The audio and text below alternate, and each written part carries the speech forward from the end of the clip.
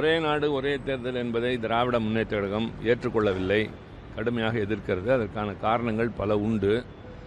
பரந்த இந்த நாட்டில், பல்வேறு தன்மைகள் கொண்ட நாட்டில் இப்படி தேர்தல் நடத்துவது என்பது அவ்வளவு சாத்தியமில்லை. குறிப்பாக சொல்ல வேண்டுமென்றால், ஒரு மக்களவை என்பதே, அதாவது ஒரு மாநில அரசு சட்டசபை கலைக்கப்படலாம். 356வது பிரிவு என்பது அரசியல் சட்டத்தில் இருக்கிற வரை மாநில அரசுகள் கலைக்கப்படுவதற்கான வாய்ப்புகள் உண்டு. அதற்கு அப்பாற்பட்டு மக்களவையே பல நேரங்களில் குறுகிய காலத்திலே கவிழ்ந்திருக்கின்றது. 77, 89, அதற்கு பின்னால் 96, 98 என்று பல முறை கவிழ்ந்திருக்கிறது. அப்படிப்பட்ட சூழலில் எல்லாவற்றையும் கலைத்துவிட்டு நடத்துவார்களா என்ற கேள்வியெல்லாம் வருகிறது. இல்லை, அதற்கு மட்டும்தான் நடத்துவோம் என்று அவர்கள் விளக்கம் சொல்வார்களே. ஆனால் காரணம், இந்த மசோதாவில் அப்படி தான் குறிக்கப்பட்டிருக்கின்றது. அப்போது அதிக செலவாகாதா, அதிக ஆள் அம்பு சேனை எல்லாம் திரட்டுவதற்கு சிரமமாகாது, இப்படி பல கேள்விகள் உண்டு.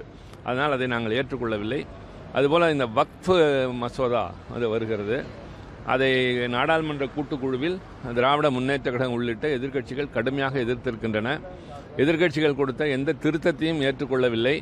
மாறாக ஆளுங்கட்சி தரப்பு கொடுத்த திருத்தங்களை மட்டும் ஏற்றுக்கொண்டு கூட்டுக்குழுவிலே அதை நிறைவேற்றி நாடாளுமன்றத்தில் கொண்டு வருவார்கள். அப்போதும் கழகம் எதிர்க்கும்.